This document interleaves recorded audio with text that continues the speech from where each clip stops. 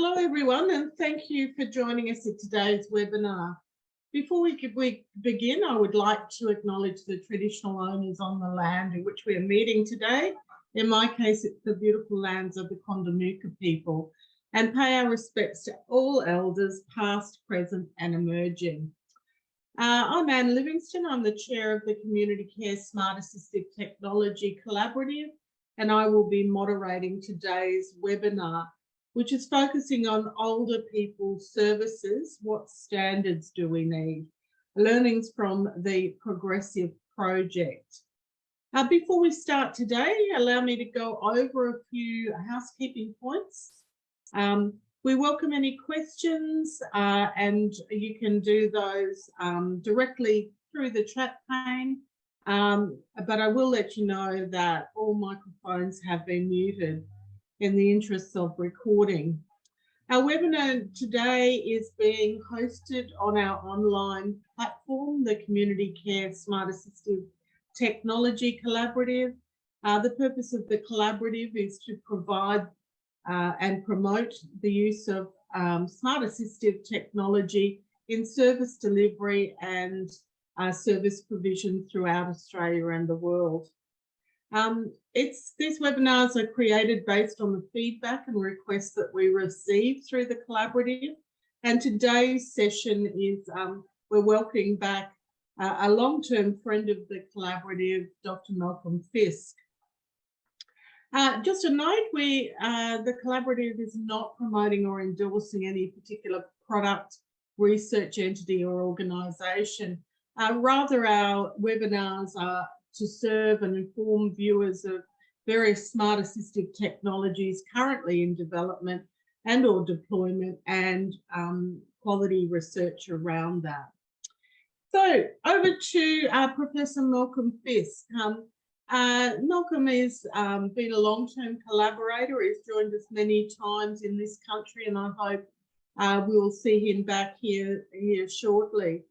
His presentation will address questions surrounding standards and technology for older people and attempt to offer some answers.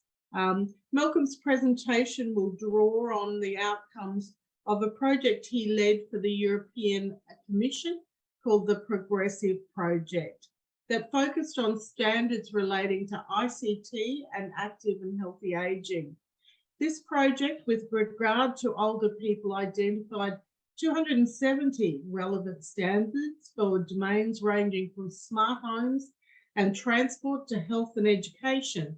And it set out the ethical tenets to underpin standards development for products and services, as well as producing a guide for user co-production in standardisation. Malcolm is a Professor of Ageing and Digital Health at De Montfort, a university in the United Kingdom. He's extensively published and has international experience in delivering content around these very subjects. He holds visiting positions at the Open University, and I'm not even going to try to pronounce the other university, Malcolm, so I'll let you do that in your opening remarks. I just welcome on board Professor Fisk. It's lovely to have you back. Thank you. Thank you very, very much, Anne, for that introduction.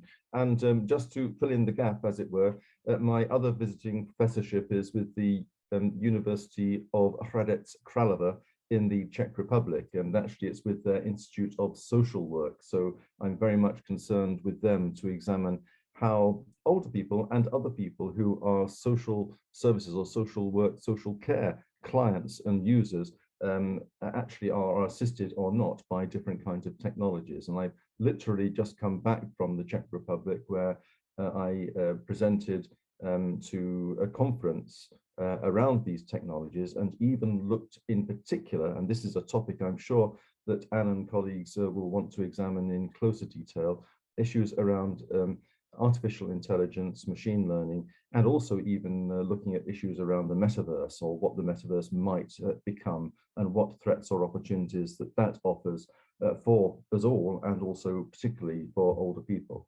Now, I'm going to just start sharing my screen for this particular presentation. And just to say, just to say that my introduction will actually take a look at standards more generally, and actually what standards are. And during that first part of the presentation, I think it will become apparent to you that there may be certain shortcomings in the way that standards are developed and configured from the point of view of older people and their inclusion, and the attention given to them in the standards making process. So here we go, older people and ICT. I am focusing on technologies.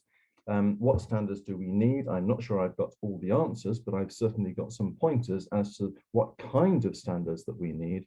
And I am, as Anne pointed to, drawing on lessons from the Progressive project funded by the European Commission, and which I was very, very proud to lead.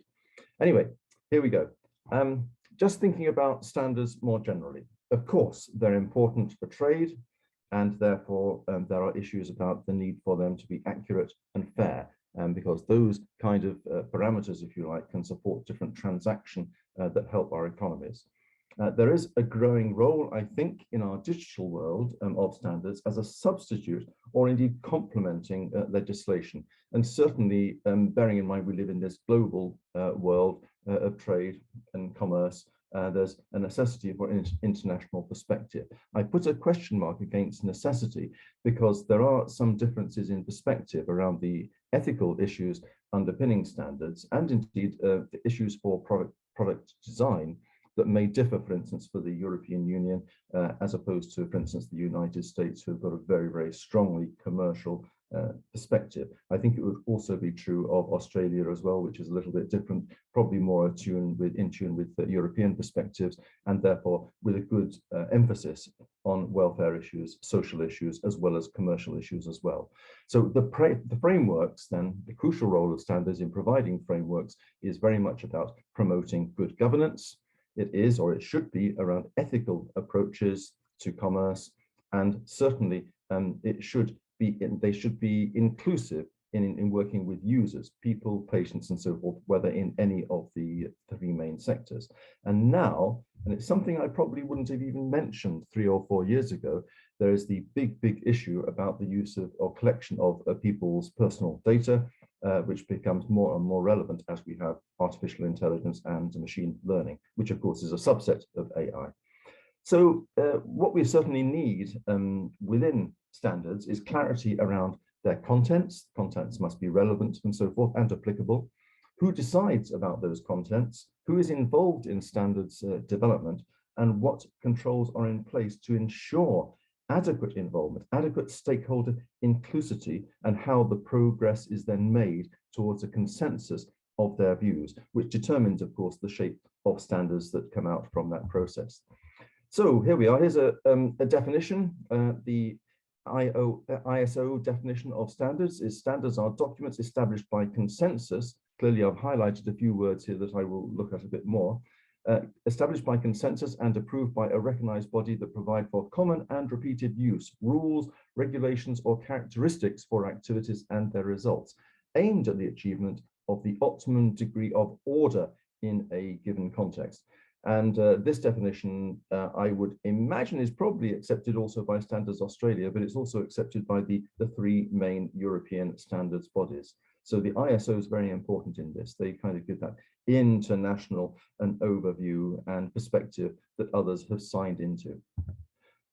Words to note here: order and consensus. Absent words in this definition, though please don't get me wrong, there is plenty of attention within many standards, and I shall talk about one of them at least, which is concerned with, which are concerned with quality, safety, responsibility, inclusion, and ethics, but those words are not in the definition.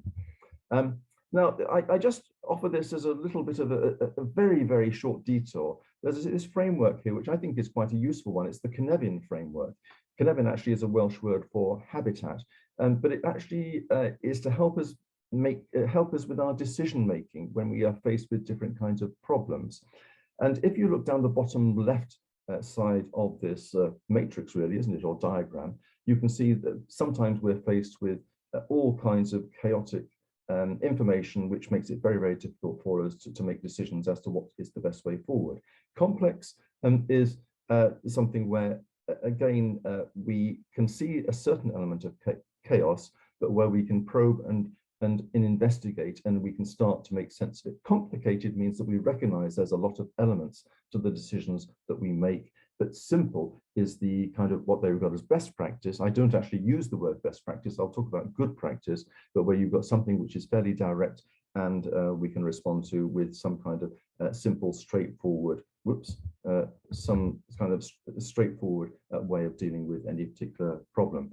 So we can see standards in this kind of context as trying to make order out of complexity or complicated things, so that we can all understand certain things and act in a certain way that is a simple, straightforward, and hopefully correct response to the problem which we're faced with. Are standards important? Yes, most definitely they are. They may have increasing importance. And there you are, look, I've got the figures in there. Sensenelec and ETSI, the European standards bodies, have published nearly 70,000. ISO have published nearly 23,000 standards. So from those major bodies in the Western world, I mean, I'm sure Standards Australia could add to the number. We will quickly get to 100,000 or more standards. And the question arises as to how tuned in those standards are to the needs of the whole population, including older people, who for most countries now would be perhaps around 1 in 5 people. The changing context, yes, this is very important, because don't forget that standards are very much aimed at commercial organizations, but we have demographic change, therefore users of technologies, users of services are changing, or the nature of the users is changing.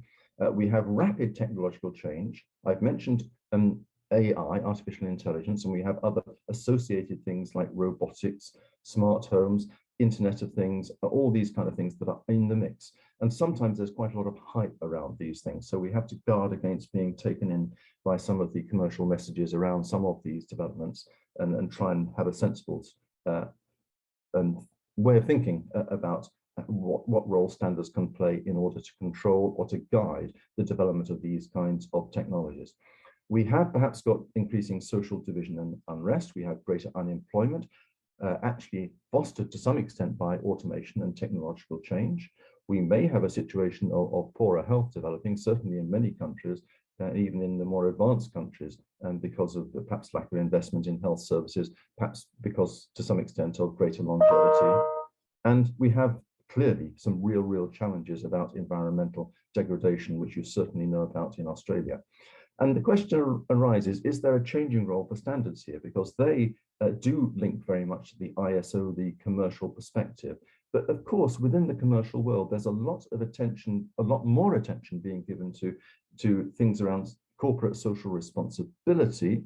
ESG, some of you may not have come across, but is to do with environmental, social, and governance agendas. And it's quite a big thing in commercial circles, except that there's no agreement on the definition.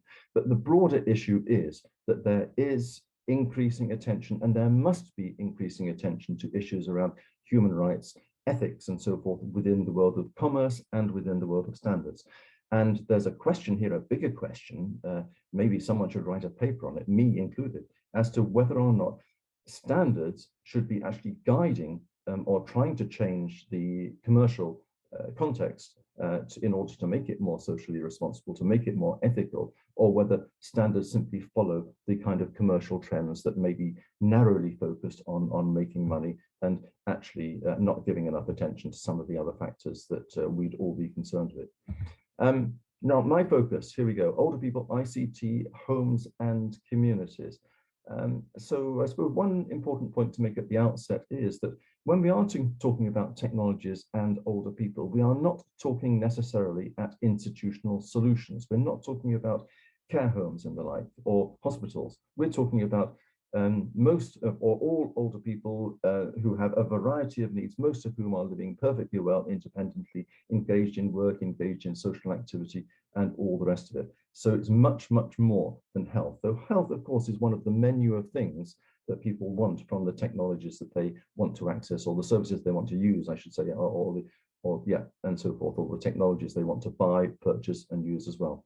And my focus, as Anne's pointed out, draws on the work of the Progressive Project. Now, the Progressive Project, it was funded from 2016 to 2019 with 11 partners. I was pleased to lead it for Democratic University, and other partners include Age Platform Europe, which is the representative organization for older people's bodies throughout Europe, ITEL, which is the European Health Telematics Association as well. So there was a kind of technical input from them. And 4 of the national European standards bodies were also included. So we very much have inputs and guidance on procedural matters from those 4 bodies. And the objective of Progressive was to set in place a dynamic and sustainable framework where the contribution of standards and standardization for ICT can be maximized for active and healthy aging. Now, first of all, just to say that one of the fundamental things about the Progressive Project is that it took a very age-positive approach. Active and healthy aging gives you the clue quite clearly. We are concerned with active and healthy aging, as would naturally be the case. But as I made the point just earlier, it's much more than health. If you do a search on Google for active and healthy aging, you get pictures like this of smiling older people, all active in the field of leisure and all with perfect teeth. And so therefore we can argue that our definition of active and healthy aging should be actually more than the WHO definition, World Health Organization definition, which points to the process of optimizing opportunities for health, participation, and security in order to enhance quality of life as people age. So the participation word there is one I've emphasized because I think that is an important one. And it's not just participation in community or family life, it's participation in economic, political life, whatever it is, of people's communities and countries. So there are a whole range of different domains of activity for older people, and all throughout the project we were challenging the ageist and often top-down perspective on older people that saw people as in some way declining, decrepit, ill, and needing help and support.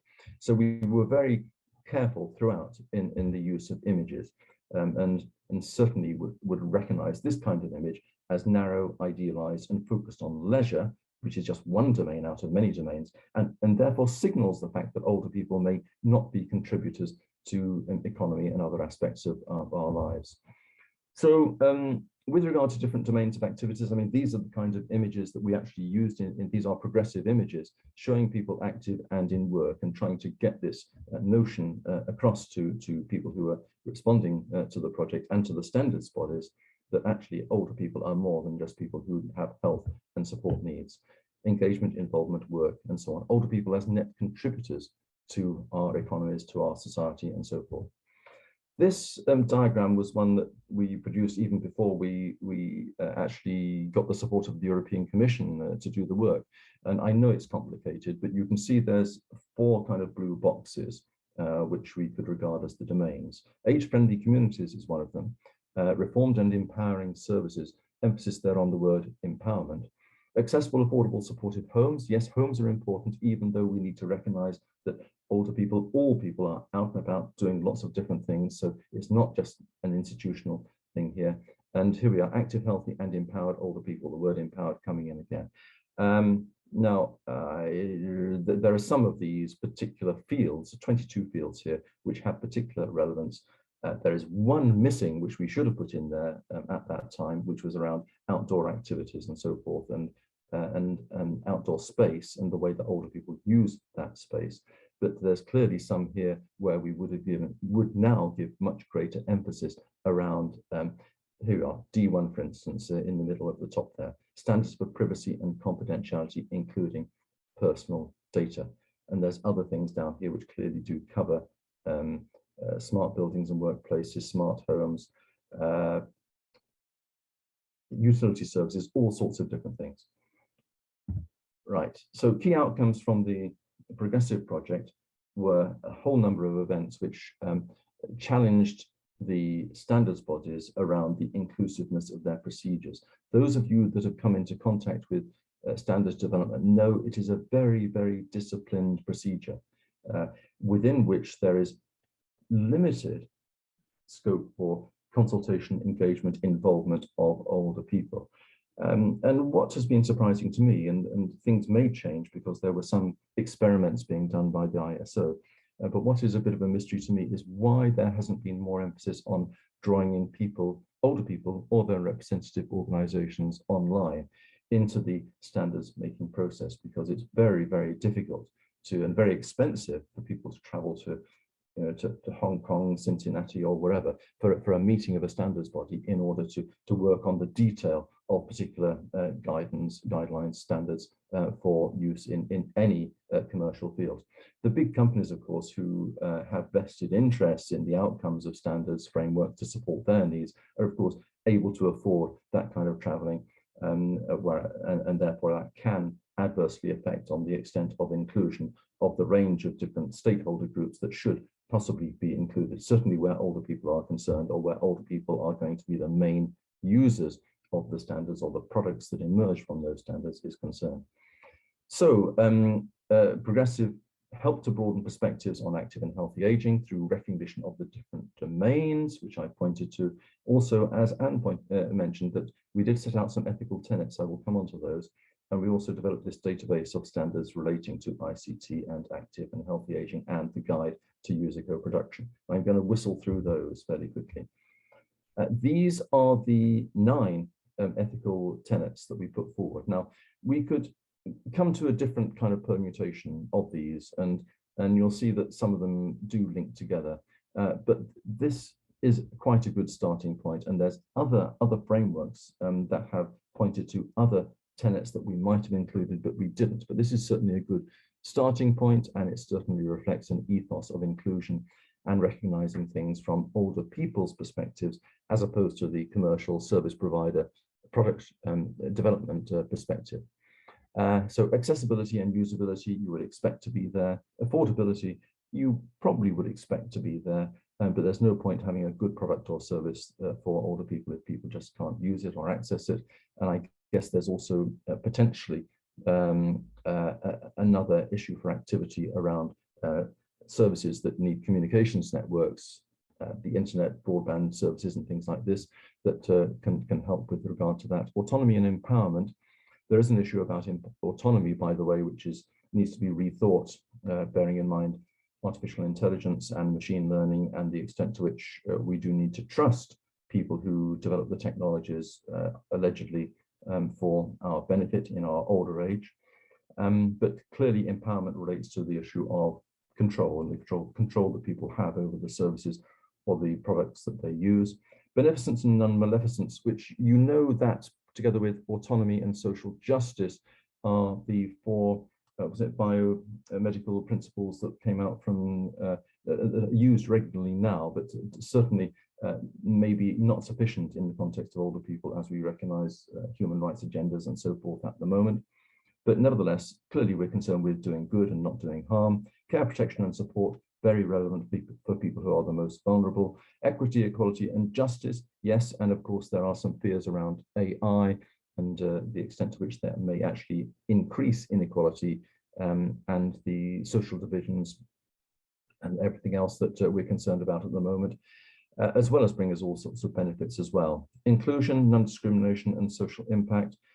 I could come on and talk about those in greater detail, but must mention at the moment that with regard to AI, of course, there are all kinds of issues around bias, which aren't being properly addressed, I think, at the moment, and we need to guard against. Interoperability, we thought quite a long time about this, but definitely we want to be in a position to be able to share data, make sure that technologies work with other technologies in the way that you can plug in a printer, a mouse or whatever into your computer and know that it's going to work. And privacy, safety and security, again, we'd probably emphasize a bit more on the privacy there and security of people's data if we were to do this exercise again. The database that we produced, 270, I can only give you the slightest taster of these, but what we were looking for particularly were standards that had high relevance. And as you can see on the right here, one of the criteria for high relevance were that the standard should specifically cite older people in the context of either a design for all approach, or would relate to products or services that are disproportionately accessed or used by older people, and where the language clearly demonstrates an ethos associated with approaches that can empower and engage older people. That's at the high relevance end of things. Down at the low relevance end of things, we're talking about standards that do cite older people and relate to services that are, or products that are disproportionately accessed or used by older people, but where the ethos is not so empowering or engaging of older people. It's more concerned with doing things for or to older people, and one therefore which we need to take account of, but where we might regard the standards as needing review or improvement. The searchable database is not currently available. I'm in negotiation with a Irish university who may indeed take it on board, and so therefore it may have a new lease of life. But the interesting thing about this particular slide is if you look down the right-hand side, and by the way, you could put a standard in more than one category. So even though there's 270 standards, quite clearly the total on the right there adds up to more than 270. But it is quite interesting in that communication and information technologies are very high on the list, with 106 standards on the database that relate to that particular issue. Digital health, 88, that probably would increase now if we were able to update the database. And health and well-being, again, of course, it's important amongst many older people, 116. So, oh yes, and the database itself, the data, as you access it, or would be able to access it, it wouldn't actually look like this, but this is the kind of data or information that is attached to each of the different standards that are on the database. This one here is around a tele-assistance service in Spain, and where certainly there would be a summary of the abstract, and also some comment or discussion where we were aware of how it had been used and where it had been used and how relevant it was or is.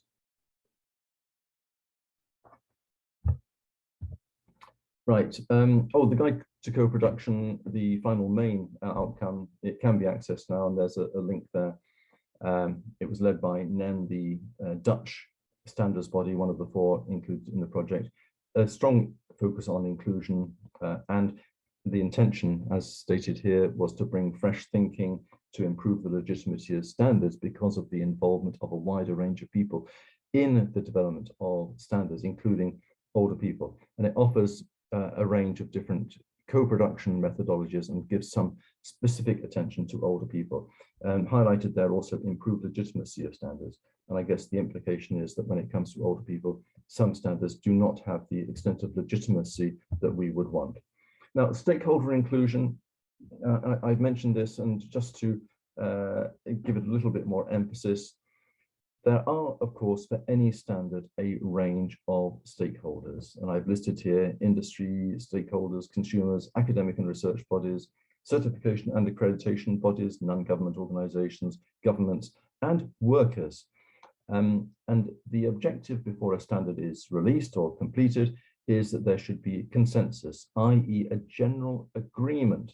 And this is a European definition here, characterized by the absence of sustained opposition to substantial issues by any part of the concerned interests, and by a process that involves seeking to take account of the views of all parties concerned and to reconcile any conflicting arguments.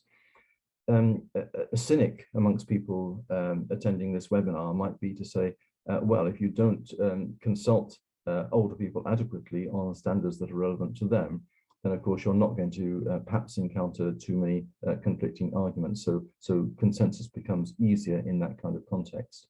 The idealist who's watching this or participating in this webinar will say, yes, that all certainly makes sense, but only if we can ensure that the older people's voice is heard, either by older people as individuals being consulted, or indeed representative organizations.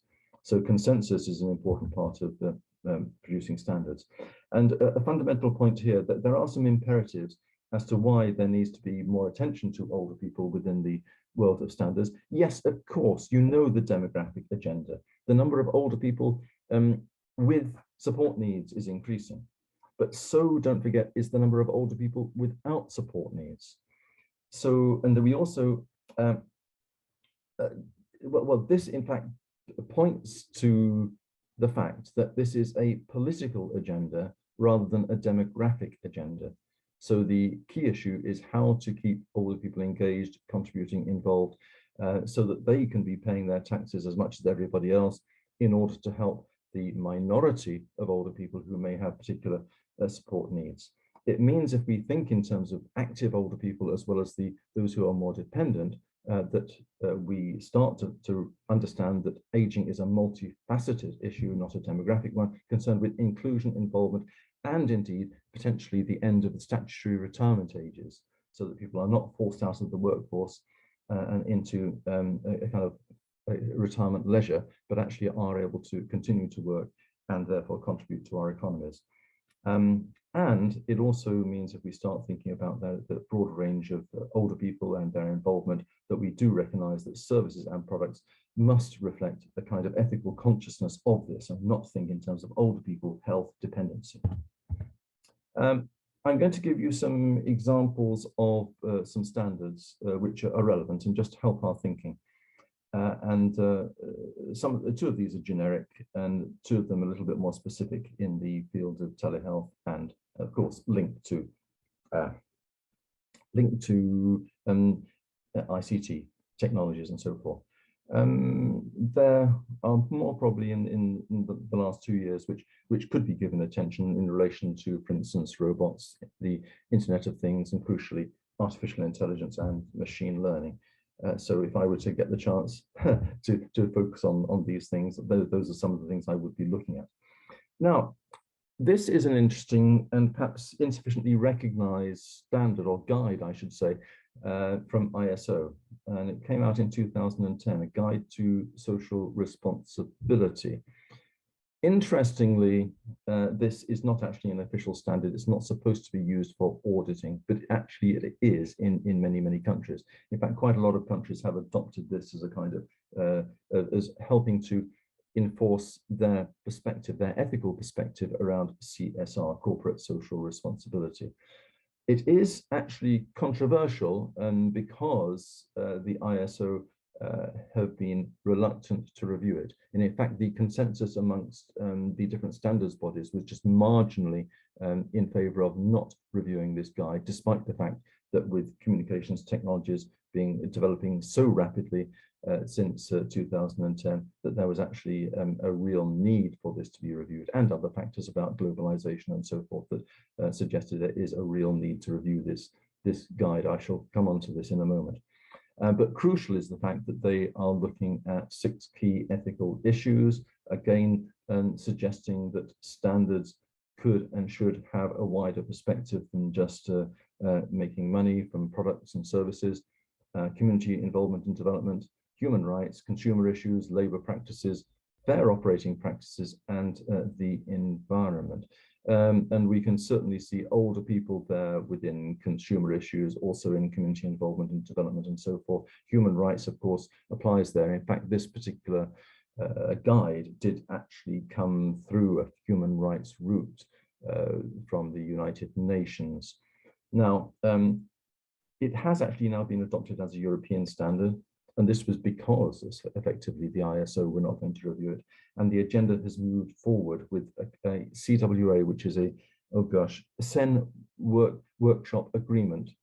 So it's a European document coming out any minute now on the future of social responsibility. AVNOR is the French standards body. The adoption of ISO 26000 as a European standard was through UNI, the Italian standards body. So social responsibility, a good underpinning, links to corporate social responsibility. There will, I am certain, be more emphasis on these particular ethical issues and possibly things more widely. And I think that the ISO will probably be pushed into reviewing this at some point in the next couple of years. And clearly we could possibly add, probably should add some issues very strongly in there, which do relate to the consumer, the user perspective of older people.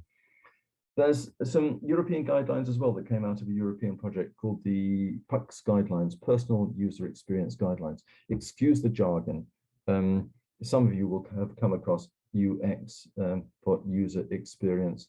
which is horrible jargon, and you know, Mrs. Jenkins down the high street is not necessarily going to be familiar with those kind of terms if we want to talk to her about standards and their implications for services or products that she may use or buy. Anyway, these PUCS guidelines are looking at technologies in older people and have a focus on digital health and telehealth. It sets out guidelines for AAL solutions, AAL, ambient and assisted living, again, a bit of a European jargon there, with ethical design criteria. But there are, I just noticed there's some new guidelines coming out on AAL, which may indeed cover most of these and may extend these ethical parameters.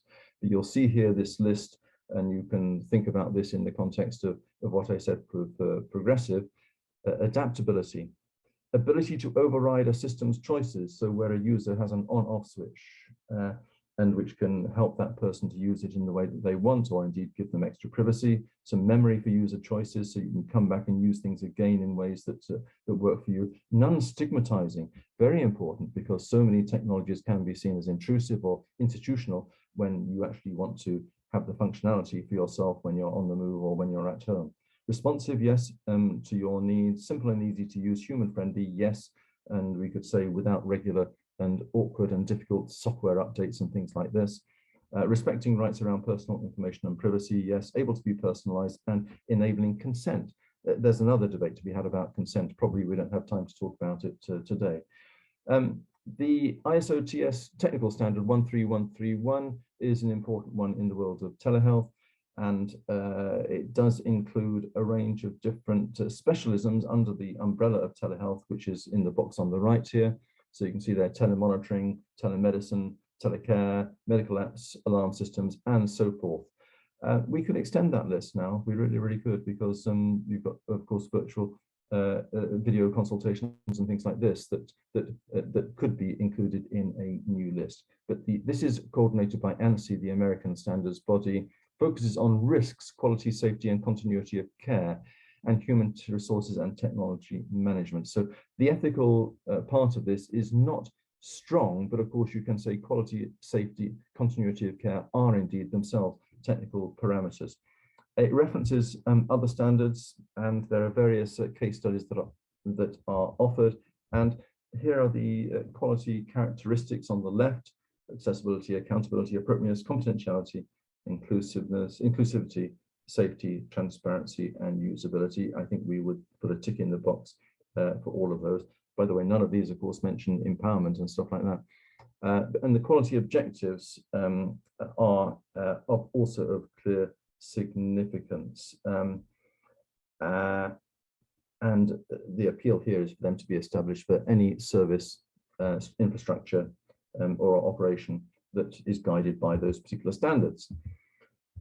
The International Code of Practice for Telehealth Services, indeed, Anne and her colleagues were very much part of this, and this derived from a European project called Telescope, and the latest version, because after the project ended, there was, through the Telehealth Quality Group and now through the International Society for Telemedicine and eHealth, there's been an update up to 2019. And whether we'll see a further update, I'm not sure, but I think it probably will be updated. And it covers a whole range of management and operational issues around consent, tele and video consultations, working with vulnerable users and so forth. A strongly ethical perspective, very patient and people oriented, concerned with the way that people access services rather than services are delivered, a very top down word, to them. And there's implications there for products and service design. Is compatible with another European standard around social alarms. It's also compatible incorporating TS 13131, which I just mentioned, though that would need to be updated because of the new version of TS 13131.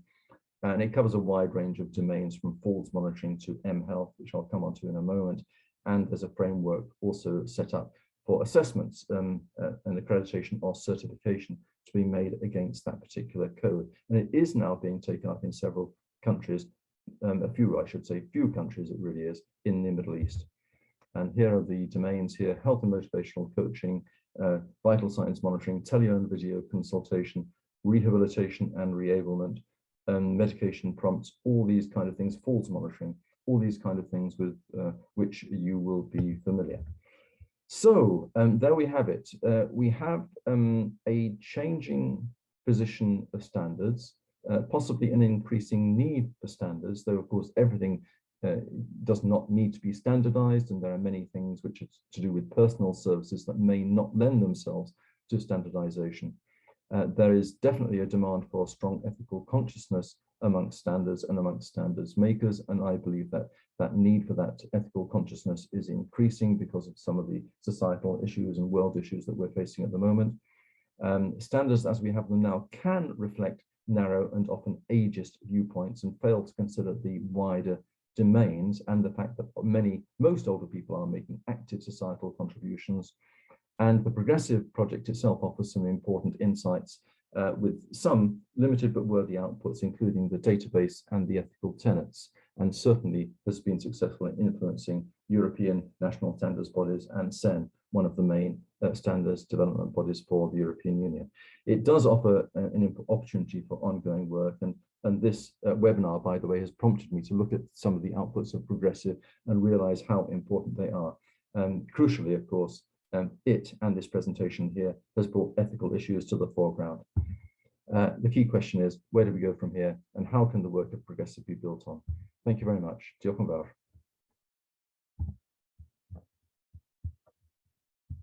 Thank you so much, Malcolm, for your presentation. It's Georgie, the project coordinator for the Community Care Smart Assistive Technology Collaborative, just jumping in to do the Q&A for your session. Thank you so much for your presentation, Malcolm.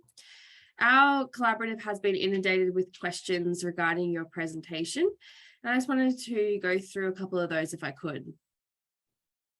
So the first question is, do you think the time taken in standard developments will ever be reduced and the development cycle itself be innovated? Well, the second part of the question about innovation, I think, relates to the question I asked towards the beginning there, as to the extent to which standards follow commercial developments and product developments, or the extent to which they may guide them. Now, I would certainly like to see more innovation in standards, which actually gives a push, and it's probably an ethical push in the direction of certain kinds of designs or service frameworks or product functionality issues. Control over the technologies, the on-off switch, things like that. So I think innovation is certainly possible. And of course, we've got a load of innovation that's happening around AI. And one of the big questions there, I mentioned bias, but it's also opacity. Is that the right word? We need some more openness about the way that AI algorithms are developed and operated, so that we can actually see where the innovative benefits or the innovation takes place in services or products that are supported by AI. So I think innovation is possible, but we do need an ethical steer, which the standards frameworks should give the organizations who are developing technologies and services that use AI. And oh, that's right. And with regard to the time it takes, oh heavens, the problem is that it does take too long, far too long. And I would certainly be wanting to see frameworks put in place where you don't have this huge lengthy period of 3 years, sometimes, or 4 years for a standard to come out. Now, part of the time, obviously, is to resolve any difficulties and conflicts that may arise and different points of view that may arise. But in a world where technologies are developing so fast, we can't afford that length of time. And with online communications now available, it doesn't mean you have to have that meeting in Hong Kong and Cincinnati and so forth. You can do an awful lot more online that you couldn't do before, and you could be more inclusive, of course. So I very much hope that the process can be streamlined and made faster. And with, as I say, with the speed of technological development, we need it to be faster. We need to be talking in terms of 1 year rather than 3 or 4 years. And do you think that's possible now in a post-COVID environment, Malcolm? Do you see that change? I do see it as possible. The trouble is, all the standards bodies have become kind of slaves to a particular procedure that has been established, don't get me wrong, with the right intentions over a lengthy period. And now it is very formal, it is very restrictive sometimes, and it is very blinkered, if you like, to the possibility of doing things in new and different kind of ways. Thank you. We have a service provider who has submitted a question regarding starting their journey. They've asked, how do I implement standards into practice? Where does an organization start on their standards journey? Well, obviously there's, I talked about some of the formal standards, I'd say from ISO, from CEN and so forth, but also I talked about some, the PUCS guidelines, the International Standard for Telehealth Services as well, which are not formalized through the ISO or CEN or equivalent processes. So it's a question of looking for obviously which standards really do genuinely help you in relation to the services that you are providing. Now, if this service provider, obviously in the aged care field, is offering like telehealth services or using technologies in a care home kind of setting, then I think the international code, for instance, would be a good starting point because of the ethical tenets that are involved there. But that, as I say, needs updating because of issues around AI and data, and also you've got issues potentially around the use of camera kind devices and privacy and things like this that need to be addressed. So I actually don't think there's anything out there, someone may correct me if I'm wrong here, that actually helps dramatically, but at least it can, what is out there can help provide some of the baselines on which we could build, or service providers could build, that does relate to those kind of parameters, and would put them in a position to ask the right questions of these service providers or the technology developments to say, well, does this address this particular area of my concern around people's privacy, the confidentiality of their data, the need to avoid intrusiveness of the technologies, the usability, the on-off switch, all those kind of things could be in the mix. So perhaps there's no perfect standard out there at the moment, I think, that actually covers the multiple requirements in the aged care field. But some of the parameters are kind of being explored. Thank you, Malcolm. Following on from that, Australia seems to be behind in following and implementing standards. Can the projects such as the Progressive Project be replicated in Australia? Genuinely, I mean, I made the point that actually speaking in this webinar made me look again at what was produced by Progressive, and I'm disappointed by the fact that we weren't able to put more information out there and to influence, if you like, the world of standards more effectively, more emphatically than has been the case. There's definitely an opportunity to pick up and run with the work that Progressive did and to take it forward, learning from the lessons of that project. So if someone's got some funding ideas for that, then happy to do so. And I don't think Australia is behind, really I don't, because there's an awful lot of narrow thinking out there, blinkered thinking, if you like, about older age. Even though there is quite a lot of quite clearly innovative thinking about technologies, but the blinkered thinking means that the innovations are not being applied with older people in mind, or not active and as well as more dependent older people in mind. So Australia is not behind. In fact, I look to Australia as providing a hotbed of ideas and innovation that we could learn from in Europe, certainly, and more widely. I don't think you're behind. I think if you're behind, everyone's behind. Well, that's great to know that Australia is not behind. I think maybe some service providers may feel that in uptake, we are behind, but it's good to know in the actual development of standards that we're not behind. Well, Georgie, we're all kind of trapped anyway within an environment that we grew up in, where a lot of ageist attitudes prevail, let's face it. And so therefore the thinking does tend to shift to older people and images of wrinkles and decrepitude, which is far from the truth. That is not in any way to deny or diminish the need for many people who are very vulnerable and who do therefore need a degree of support and care and the use of technologies in particular ways that would meet their particular needs. Last question, Malcolm. Multi-generational seems to be the current trend for healthy aging. What are your thoughts on multi-generational communities and how we achieve this? Yeah, that's a really good question, because I mean, I live in a house in a street which is multi-generational, okay, and I can recall many years ago doing some research looking at older people's aspirations, where they wanted to live, and what you found was that people who had actually moved to certain kinds of settings like retirement villages and things like this were perfectly happy to be living in retirement villages. Indeed, that's why they moved there, because they saw a lifestyle that they felt was manageable and appropriate for them. But then you go to a street like mine, and where you've got older people living in terraced houses, and would you prefer to stay living here? And the answer, of course, is yes. We're perfectly happy here because we've got good neighbours of all different generations and so forth living nearby, children, adults, and other older people as well. So I think we've done to some extent a disservice to older people by any assumption that we have that they might wish to move to certain environments where they're with other older people, because the diversity of older people is just as great as the diversity of the rest of us.